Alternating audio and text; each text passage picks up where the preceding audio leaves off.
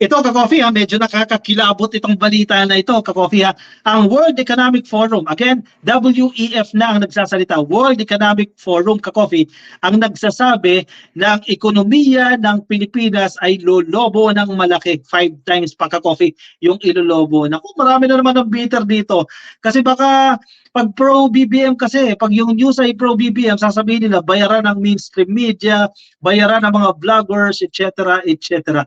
Pero ito, international organizations na ang nagsasabi, no, nalolobo ang ekonomiya ng Pilipinas kung, ito ang kondisyones, kung magpapatuloy po itong ginagawang mga reforms, yung mga pagbabago ng administrasyon. Uy, ano yan? Naku, positive ito kay PBBM, no, kay mga bitter dyan, exit na. Baka hindi tumatanggap itong magandang balita na ito, ka-coffee. Ibig sabihin, magandang validation lang ito na yung ginagawa ng administrasyon, tama. O yan, makinig kayo ha. Tama yung ginagawa, kaya ipagpatuloy lang po ito. Sige, puna kayo lang puna sa mga pagbisita sa ibang bansa ng ating presidente. Doon nga maraming nakukuha ang investment eh. Yan ay isa sa dahilan kung bakit maaabot natin yung paglobo ng ekonomiya. Sige, dito tayo ha sa GMA News Online. Naku, baka sabihin nyo, itong GMA News Online, binayaran na naman. Kasi yan ang sinasabi nila eh. Mainstream media, binusalan daw. Naku, may napapanood ako dyan. Mga dating officials, no, ng gobyerno nagsasalita na ngayon against dahil natanggal sa kanilang pwesto. Binusalan daw po ang mainstream media dahil nagsusulat ng maganda sa administrasyon. Biruin mo yung mga prinsipyo na yan. Anyway, hayaan natin yung mga bitter. Medyo 4 na taon pa kayo maghihintay. Ni bitter pa rin kayo. Philippines could be a 2 trillion US dollars economy in next decade, sabi po ng World Economic Forum. Uy, grabe ito ha. 2 trillion US dollars po ang magiging value ng ekonomiya ng Pilipinas sa susunod na dekada kung itong mga kondisyones niya, kung magpapatuloy itong reforms na ginagawa ng administrasyon ni Pangulong Bongbong Marcos. The Philippine economy, kasi ang tanong ngayon, nasaan ba tayong level ngayon? Ilang bilyon US dollars ba ang value ng ekonomiya ng Pilipinas ngayon? Mamaya, malalaman ninyo kung gaano kalaki yung itinaas. Projection lang ito, ka-coffee. Pero syempre, ang World Economic Forum, mga ekonomista yan, mga technocrat yan eh. Hindi yan magpe-predict ng walang batayan. May mga indicators sila dyan, may mga pinagbabatayan sila paano nila masabi na ganito yung potential na mangyari sa isang bansa. Hindi yan hinuhulaan lang, hindi pipikit lang. O sige, ito si Pilipinas, gawin natin 2 trillion US dollars. Ito si Singapore, ganyan. Hindi ganyan. May mga indicators yan. Economic indicators na pinagbabatayan sila dyan. Sabihin nyo, binayaran na naman.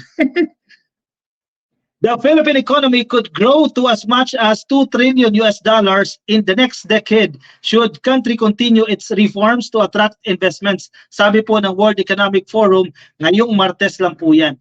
Again, kung magpapatuloy po itong mga reforma na ginagawa ng administrasyon para makapag-attract po ng mga investors. Kasi ang pera nasa labas, ka-coffee. Limitado yung pera natin dito sa bansa. So, ay attract natin yung mga investors, mga mamumuhunan. Pasok kayo dito sa Pilipinas. Ito yung mga pagbabago sa batas namin para mas magbibigay pa kami ng incentives sa mga gustong mamuhunan sa Pilipinas. Mas papadiliin ang process ng pagdinegosyo as compared to previous administrations na napakahirap kumuha ng business permit. We are optimistic, bullish on the Philippines. Ibig sabihin yan, ka-coffee, maganda, positive yan, ka-coffee, magandang ekonomiya. Provided that the reforms are continuing. WEF President Borge Brende said at a press conference in Manila. Baka nabayaran din niya si Borge Brende. Tama ba ang basa natin dyan? Baka nabayaran niya dahil maganda yung sinabi. Yan ang paniniwala nila eh. Pag may positive remarks, bayad yan. The World Economic Forum, we are very bullish on the Philippines provided that reforms do continue. Kapag natigil itong mga reforma na ito, posible hindi natin maabot yung target na yan o itong projection nila. I think that this could be in the coming decade 2 trillion economy. US dollars ito ha. If there are further investments in education, infrastructure, and also able to draw on great competence of the people of the Philippines. Yan. Connect yan, ka-coffee eh. Hindi lang pwedeng sapat na yung may investors na papasok. Siyempre, mahirap nga naman. Nandito na yan. And then, mapapansin nila, mukhang hindi skilled ang mga tao pagdating sa bagay na yan. So, baka mag-pull out yan ang investment, lipat sa ilang kalapit nating bansa. So, connect yan eh, ka-coffee. I-train din, i-upskill yung mga kababayan natin. The Philippine economy is valued at over 24 trillion pesos or over 400 billion in 2023. Pero inyo ha, noong 2023, 400 billion US dollars lang po tayo ha. And after a decade, posible po yan na pumalo ng 2 trillion ha. From 400 billion to 2 trillion. Parang times 5 ang nangyari dyan ka-coffee pagsapit po ng after 1 decade. The economy is measured by gross domestic product grew by 5.6% in 2023. The World Economic Forum chief said boosting investments in upskilling and right skilling the Philippines' 110 billion population would help further shore up the economy. Actually, kaya malaki ang papel ng TESDA at ng ilang mga educational institutions natin. Kailangan natin i-reskill, i-upskill yung mga kakayahan ng mga Pilipino. I would say that further investments in infrastructure, upgrading the airports, ito, mga indikasyon ito ka-coffee. Once na gumanda na yung ating NAIA, siyempre mas maraming turista ang papasok, mas maraming makakalabas, balik-balik na yung ka-coffee, mas maraming transactions, mas malaki ang kita para sa bansa. Yung mga subway, yung pagpapaganda ng mga subway, transportation natin, mga kalsada, mga tulay, at i-connect ang archipelago. That's investing in also the ability to the more rural areas to see investment if the transportation costs are going down, sabi ni Brende. I think also, as I mentioned, the reforms when it comes to energy, being more reliable on your own energy sources, sabi ng World Economic Forum President, no? Brende added that the Philippines should further improve the ease of doing business by cutting red tape and bureaucratic processes. Actually, matagal na itong sinisimulan, no? Na tanggalin yung mga corrupt sa mga ahensya ng gobyerno, no? Para magtuloy-tuloy itong mga pagkilos na ito, ka-coffee, no? I know the government is on this. O, tinan mo, napansin nila, kumikilos ang gobyerno para pagaanin ang proseso ng pagnenegosyo. Of course, this is not something only for the Philippines. This is also a challenge in the world in many economies. But everything that can create even a more conducive environment for entrepreneurs and innovators will also lead to more startups and hence also unicorns. The WEF chief said, uy, magandang balita ito ka-coffee ha.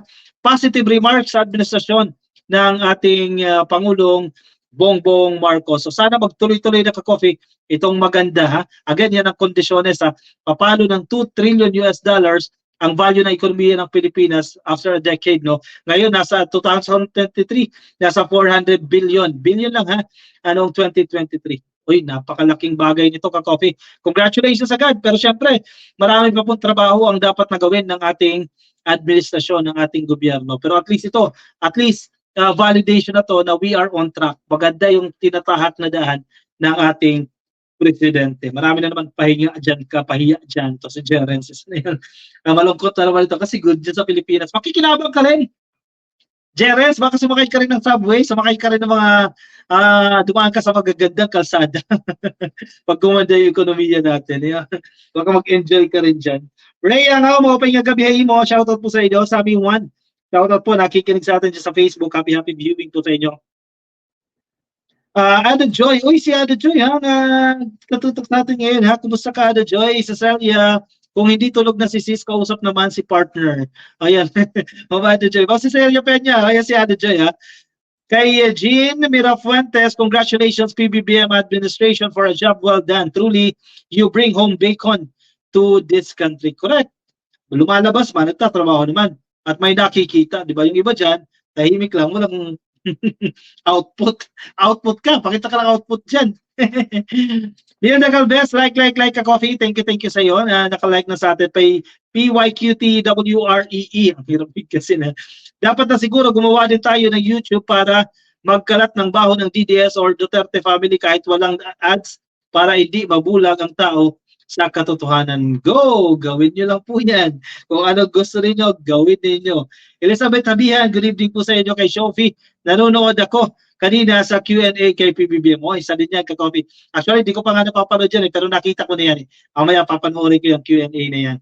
Vilma Belson, good evening ka-coffee. Salamat sa mga pro-BBM vloggers. Thank you kay Lizo Reyes. Ka-coffee, may papaitan sa live buo nga eh. Nandito. Bitter na bitter in the name of Jerens TV. Bitter kasi maganda yung ginagawa ng administrasyon. Kawawa naman itong tao na ito. Anyway, sige mga ka-coffee natin. Hindi pa nakapollow, isa ka na Jerens. Follow nyo na. Click mo na yung follow or like. Kung nasa YouTube ka, click nyo na po yung subscribe. Kung wala lang kape, move on tayo sa isang next topic. Jerens, cambio, ingat ka dito ha. Baka, ano, magulat ka na naman sa biyahe. Tataas na naman ang kilay mo dahil may panibagong biyahe. Huwag ka manaalis. Last topic na natin yan. Tutok ka na. Tabay ka na dyan. Like ka muna dyan. Sige. Proceed tayo sa ating next topic.